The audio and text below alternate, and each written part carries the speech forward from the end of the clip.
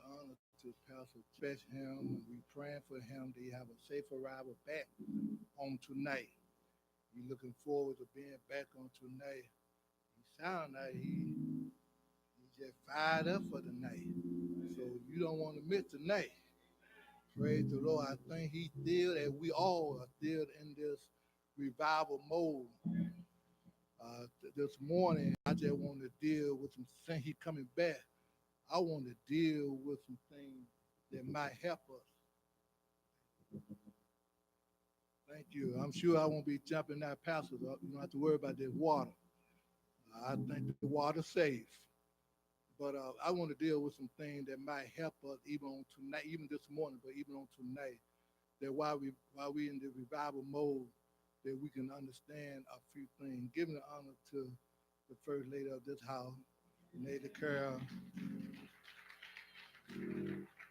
to all the elders and ministers and missionaries and deaconess to the whole household of faith, especially to the first lady of my house, uh, Deacon Rita Smith. God bless her. She's still under the weather a little bit, but she pressed her way to be with her husband. Praise God. I want to do some reading. So if you have your Bible, I'm going to do a little reading this morning. Just because I'm taking the mic off, don't be deceived.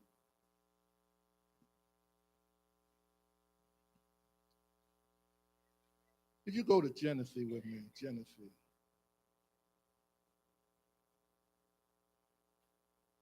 the 22nd chapter of Genesis.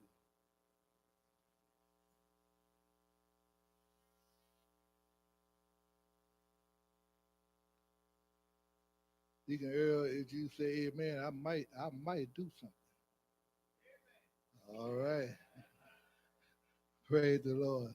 I'm going to begin reading because I want to read quite a bit this morning. And it came to pass after these things that God did tempt Abraham and said unto him, Abraham, and he said, Behold, here I am.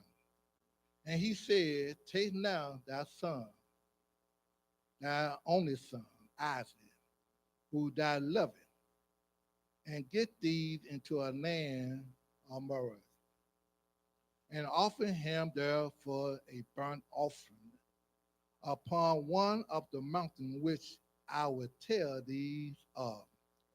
And Abraham rose up early in the morning and saddled his ass and took two of his young men with him and Isaac his son and cleaved the wood for the burnt offering and rose up and went unto a place of which God had told him.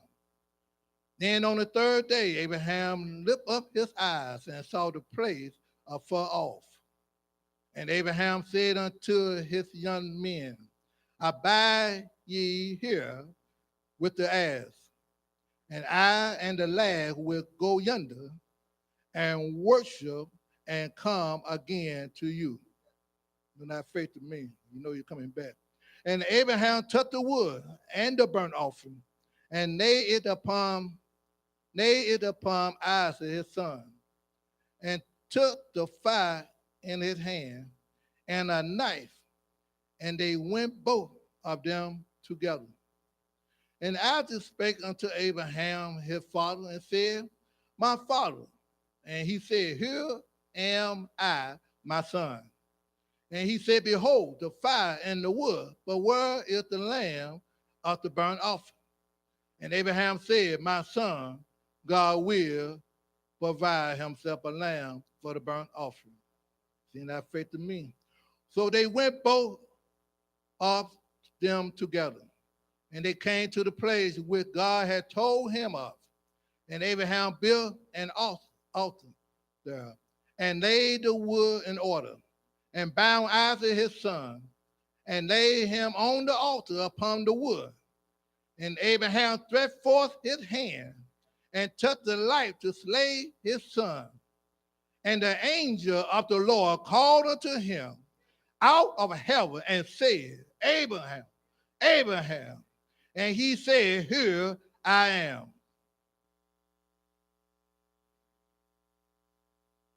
If you go with me to 1 Samuel,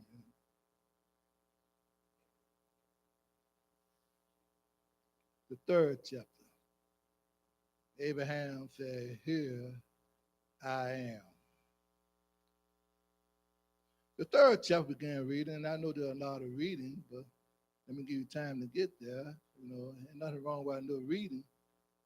If things don't go the way you think, at least we said we read the word, right?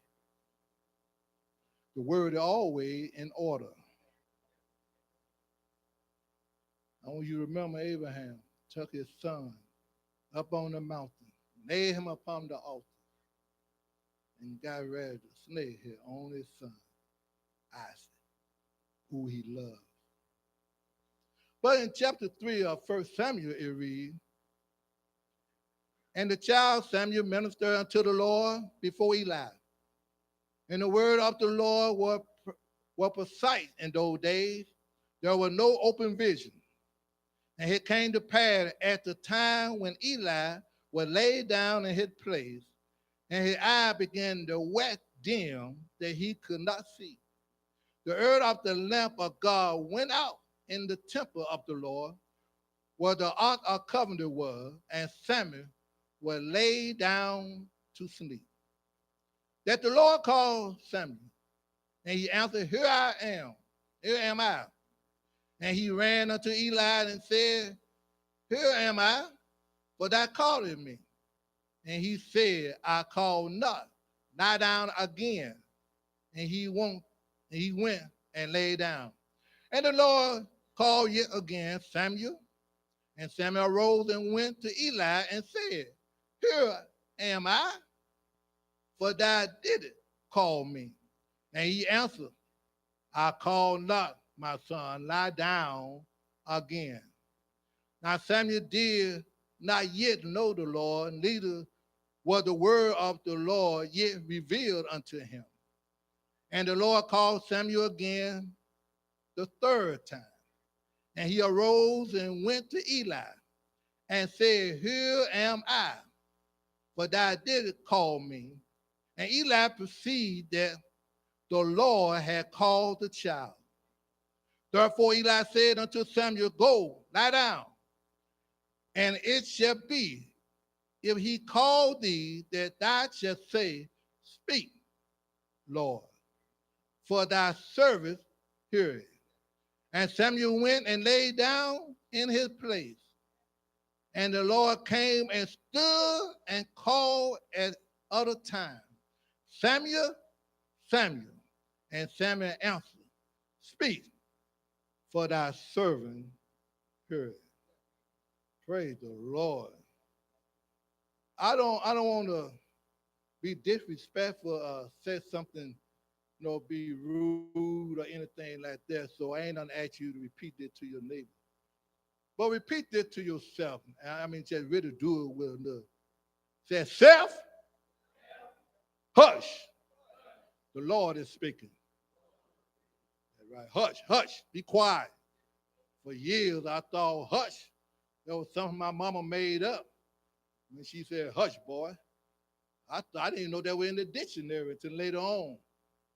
But I found out that when she said hush, that means you be quiet. That means you don't say anything. And I learned that when you did say something after she said hush, they had what they called a backhand. And I think we're lost the art of backhands. I think we need to bring that art back sometime because, some of these children just speak, just grown folk talking, they just in the middle of everything. But how many of you know that in order to hear from God, that sometimes you just have to hush? God be trying to speak and we talking.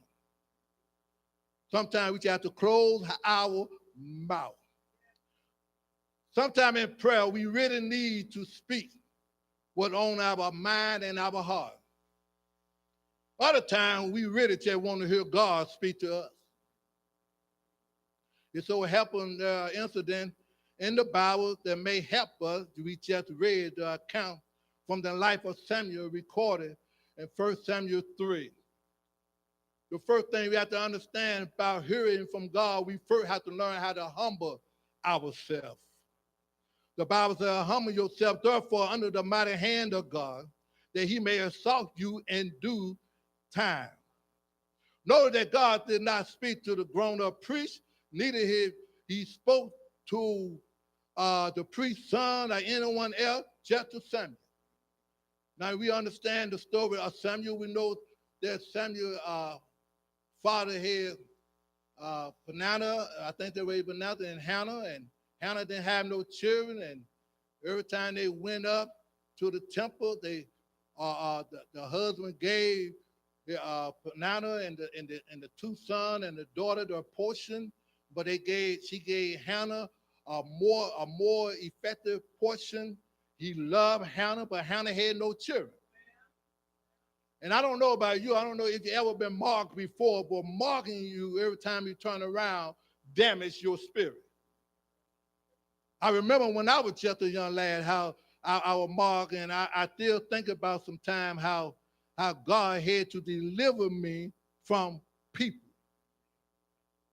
So we know the story, but we have to learn how to humble ourselves.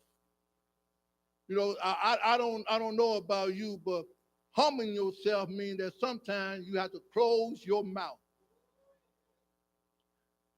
Just because you know something don't mean you have to say it all the time. You know, sometimes we have to just be quiet and let God do what he do. We asking God to move in our home, move in our marriage, move in our relationship, move on our job, move in our finance. God trying to speak, but we trying to talk.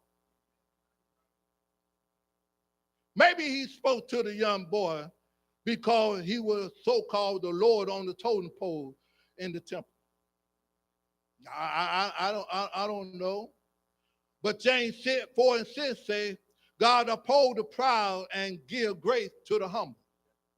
It was James 4:6 that say that God uphold the proud, give grace to the humble. But in fact, it is by the grace of God that we even hear him. It's by the grace of God that we even hear him. So if you want to hear him, first we have to learn how to humble ourselves. But even after you humble yourself, there's something else you have to learn how to do. And I find it hard for me to do sometimes. I'm asking God to help me. You have to learn how to get quiet. You have to learn how to get quiet. Position that cause people to talk too much sometimes. 1 Samuel 3:2-4 said, one night Eli, whose eyes were become so weak that he could not see, was laying down in his place, and the lamp of God had not yet gone out, and Samuel was laying down in the temple of the Lord, where the ark of God was. Then the Lord called Samuel. Notice what Samuel was. He was laying down in the temple. He spoke to him while he was laying down. It was said that the London people who live in the shelter of St. Paul Cathedral never hear the church great bells because the ringing that blend in with all the laws of the city, with all the traffic on the streets and all the shops that were going forth. But every once in a while, when there's no traffic on the streets and all the shops close up, you can hear the bell of the cathedral so clear. If we think about that, maybe if we just close our mouth, maybe we can hear God so clear. Ecclesiastes 3:7 said there are times to reign and a time to sow, a time to keep silent and a time to speak.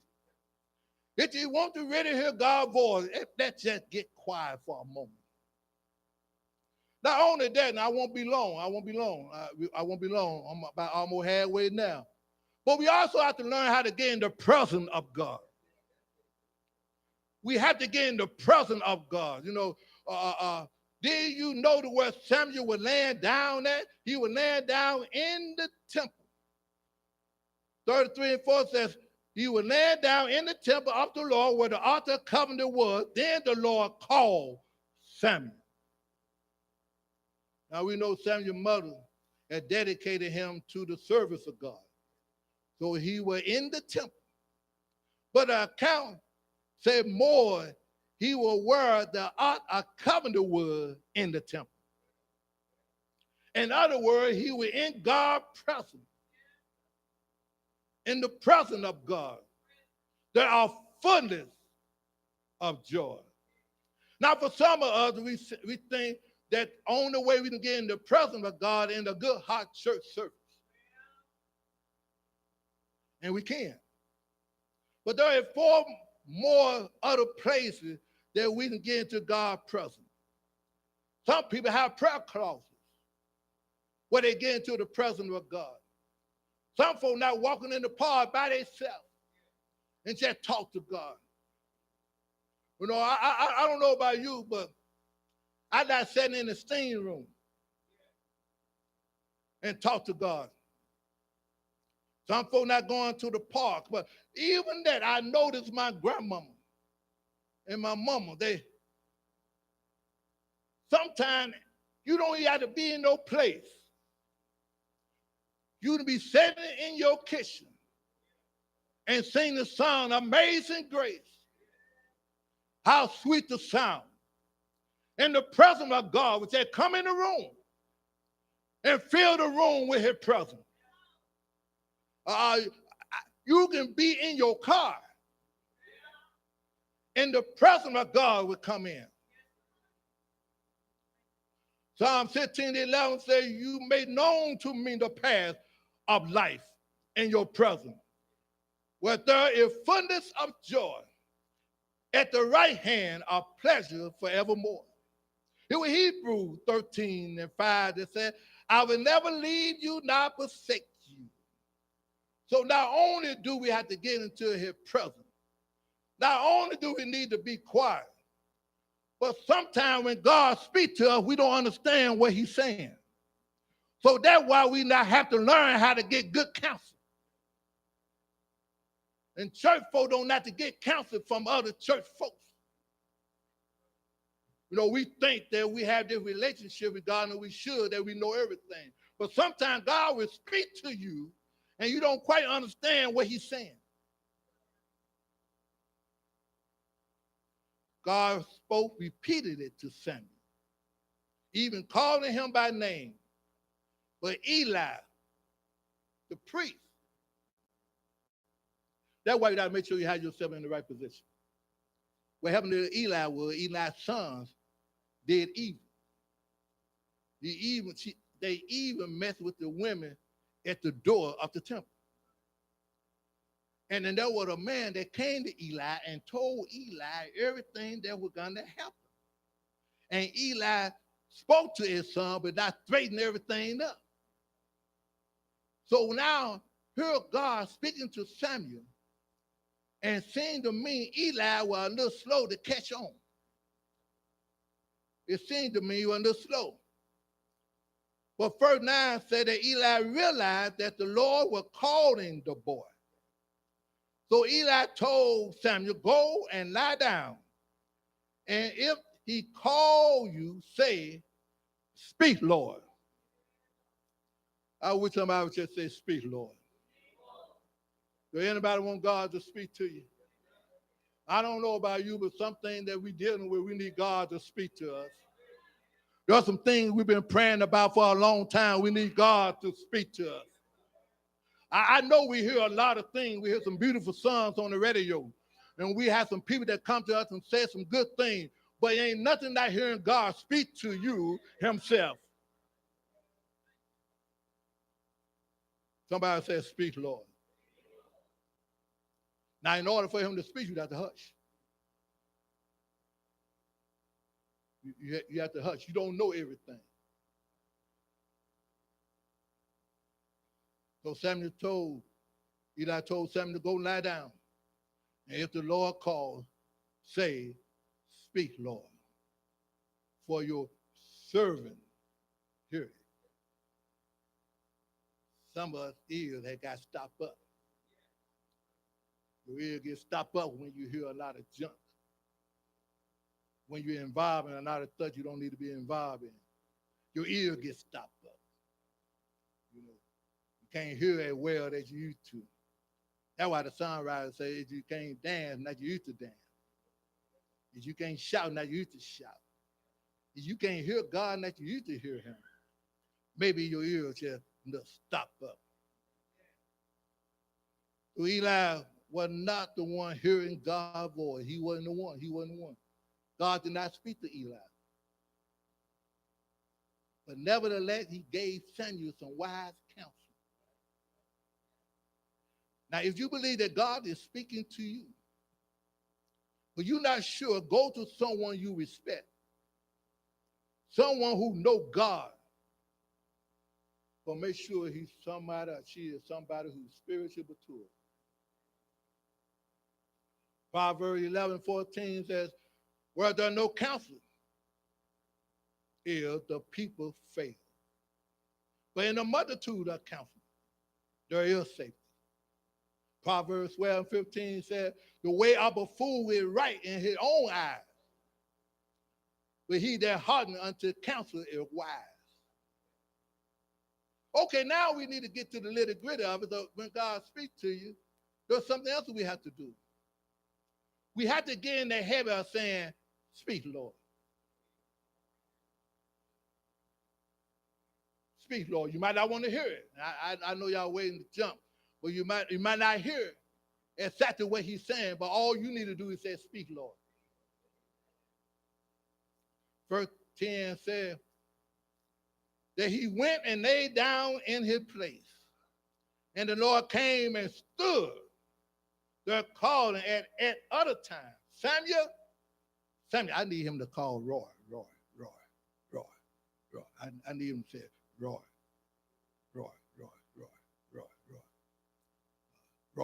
I've been calling you. I've been speaking to you, but you ain't hearing me. Roy. Cut the TV off, Roy. I'm trying to talk to you. Roy. Well, we got the phone. That phone keep ringing. It keep testing. It keep coming up. And I'm trying to speak to you. Roy. And the Lord trying to speak to us. And we have to get in the habit of saying, speak, Lord. Get in the habit of saying, speak, Lord. Every time circumstances press in our life, we have to learn how to say, speak, Lord. When we face with decisions, large or small, we have to open our mouth and say, speak, Lord. When we lack wisdom, just say, speak, Lord. Whenever you open your mouth in prayer, you need to say, speak, Lord. Speak, Lord. Somebody says, speak, Lord. I don't know about you, but I need him to speak to me. And when God finally spoke, notice, God will not speak to us unless we got our attitude right. Your attitude has to be right. Sitting on the same pew with a bad attitude. Want to lay hands on somebody with a bad attitude. Skipping over folks with a bad attitude. Can't nobody talk to you but certain people. If you're not in my class, I don't want to hear it.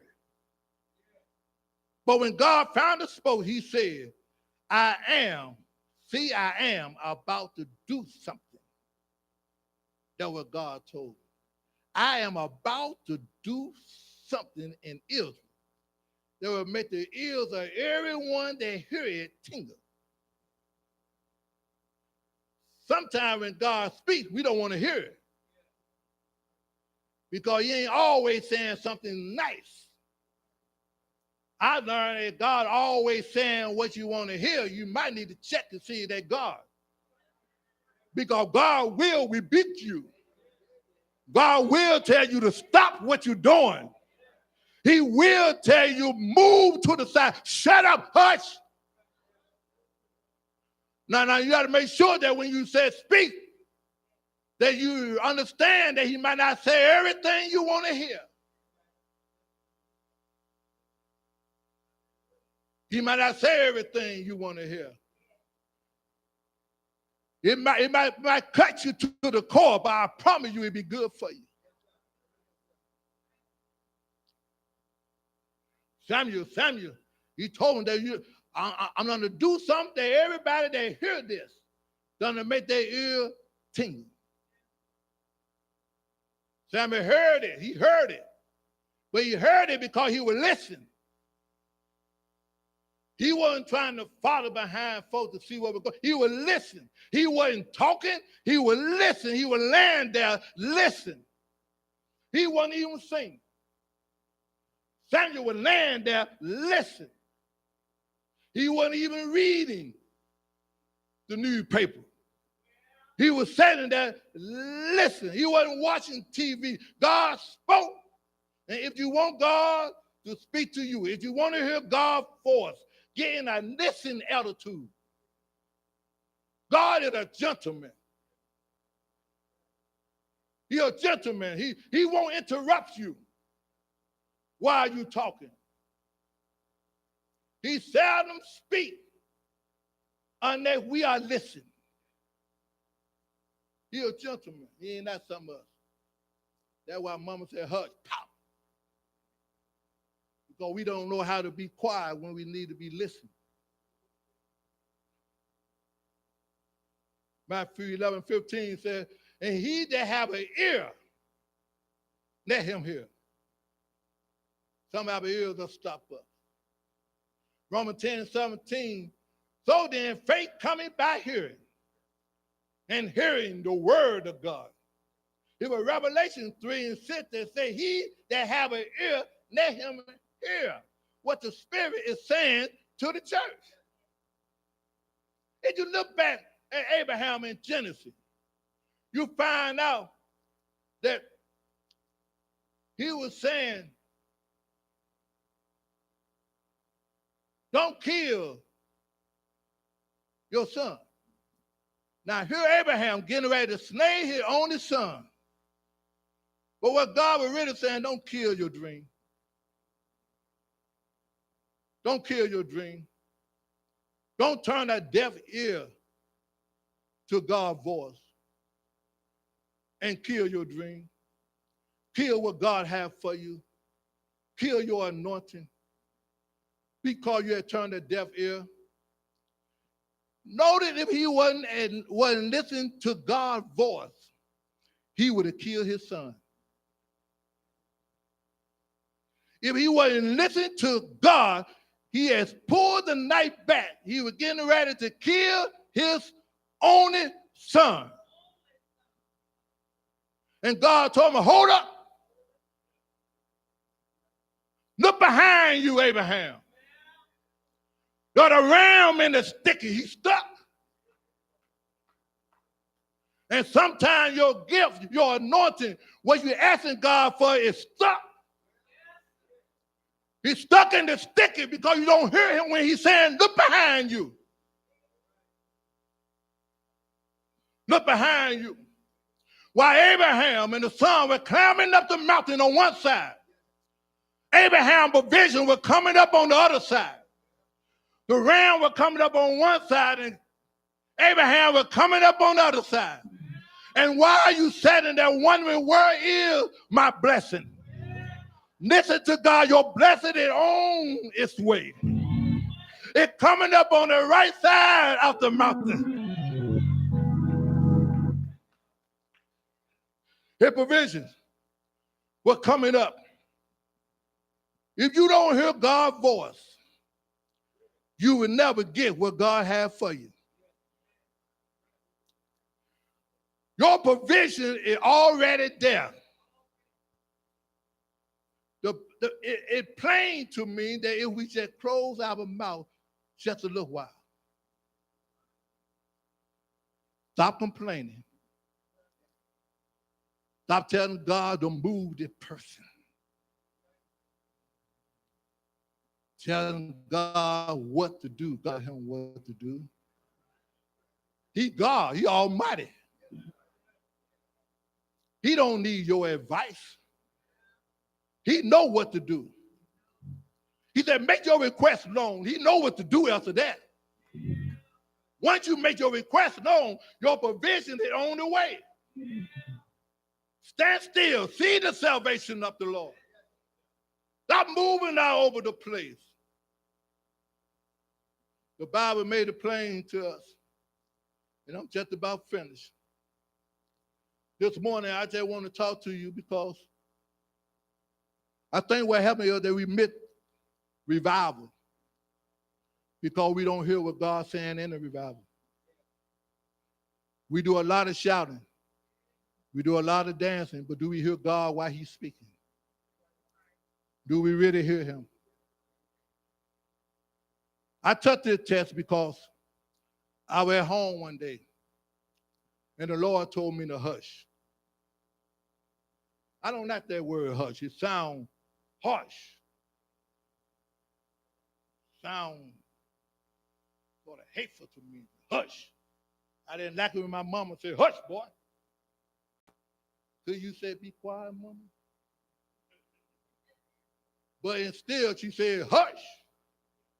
Which means that if you don't hush, there are consequences coming behind the hush. And a lot of times we'll receive consequences because we didn't hush when God was speaking. Then we want to say, God, why me? Why not you? You didn't hush. What's wrong with us when we want to pray 2 or 3 hours but can't never hear him? What's wrong when we pray and we hear something about everybody else and God trying to speak to us, about us? That's what revival for. Revival comes to get us to understand, to put us in the right mode to receive revival. They told me that you pray down revival. But when you pray down revival, God's speaking in the prayer concerning the revival. So if you ain't hearing him speaking concerning the revival, we having a good time with no word really. That's why we find ourselves going back doing the same thing that we did before. Because we ain't really hearing him. You didn't get saved unless you heard him. Unless you heard him. I was high as a kite when I came in the revival. 3 nights in a row I came in. High. Brought up in the church.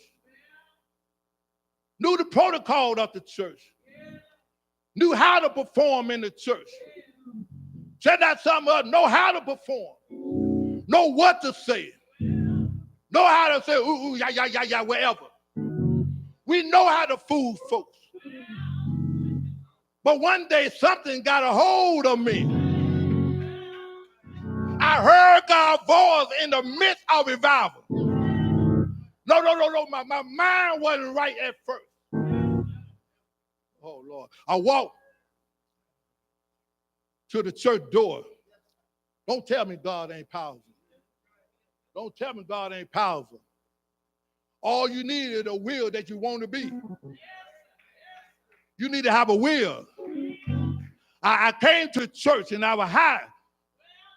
Never forget, the longer day I live, that helped me. That's my motivation a little bit. The other girl, Joy Gale Sr., picked me up in the car. My mama said, let's go to church. I was so high, but I couldn't say no. Went to church, sitting on the back row, smelling that dope. But the word of the Lord cut like a two-edged sword. He began to cut and pierce my spirit. My heart got convicted. But I still didn't go up to the altar. You got to have a ear to hear him. I came to church that Friday night.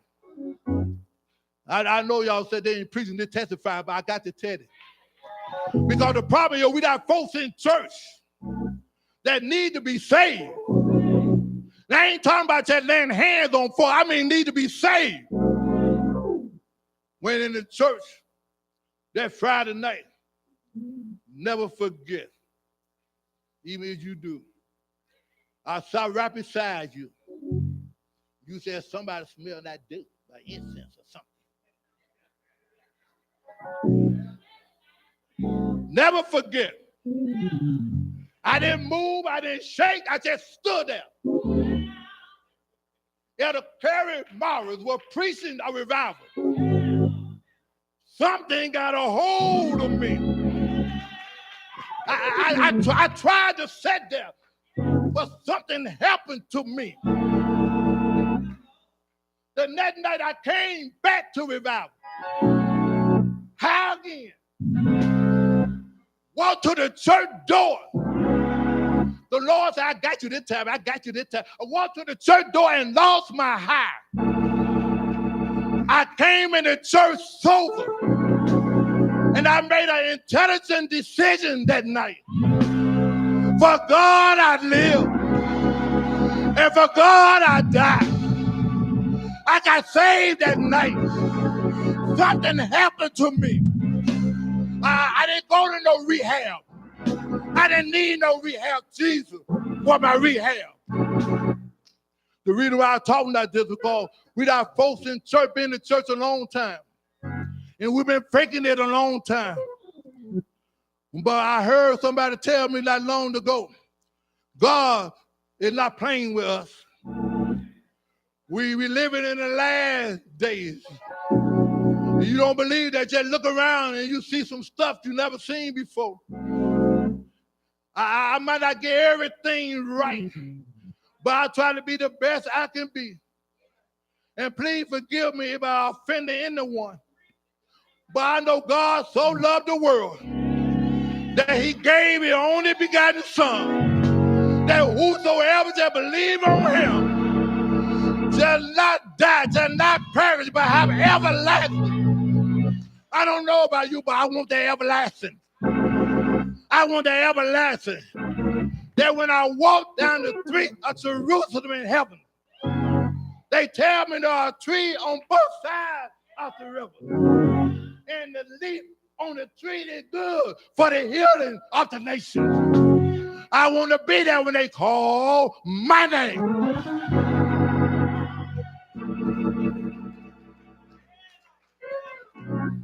There's something about being saved. There's something about being saved. And we have to be honest with ourselves.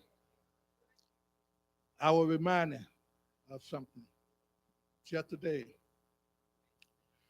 You have to be honest with yourself. You know, there are two parts of this. There are two parts. There are parts when you are not saved, and you know you're not saved. But there are parts where you came up to the altar and gave your life to the Lord.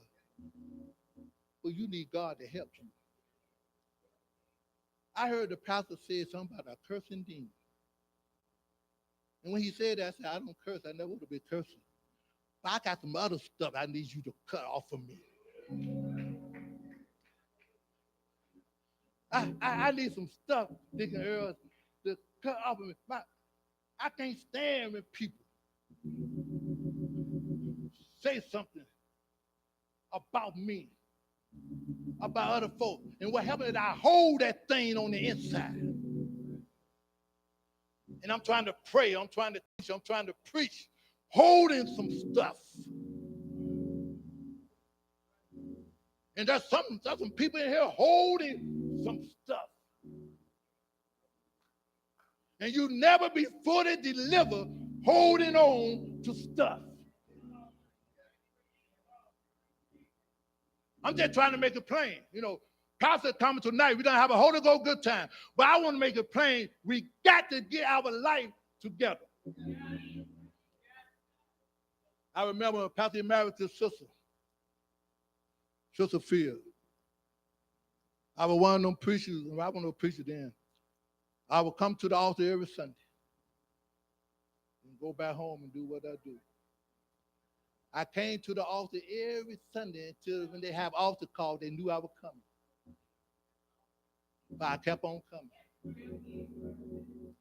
And I got hindered one time because I heard somebody say, here you go again. How long are we going to be saved this time? And what happened was that thing got into my spirit.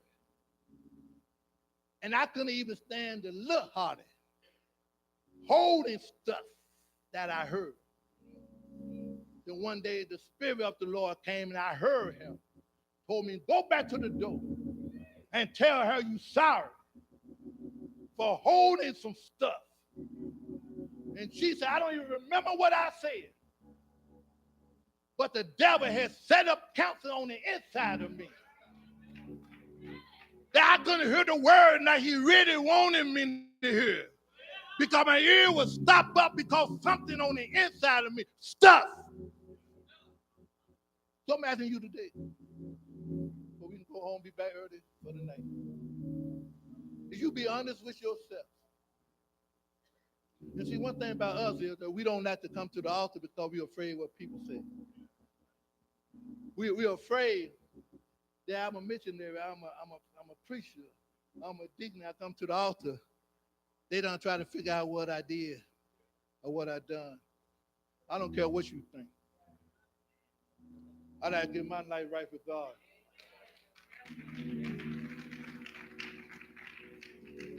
You know me, I will shout and try to make you dance. But there'll come a time on revival when you have to be honest with yourself.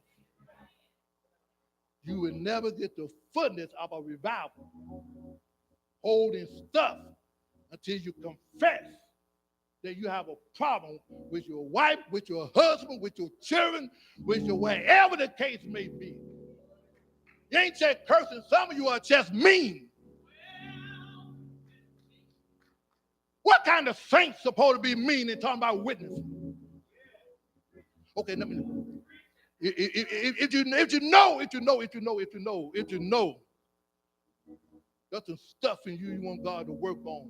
God saying today that I want to speak to you. That's why when I first got up, I asked God to forgive me. That's the first thing I did, you notice. I asked him to forgive me. There are too many preachers preaching with junk and mess. I know y'all. Do you like me now? There are too many of us need God to do something for us. We respond the wrong way, and we supposed to be saved. Do you hear me when I said to go to someone that you have respect for? There's someone that know God. How can we do that when we see how some of us are acting? There are somebody needs you, but they see you. Everyone standing.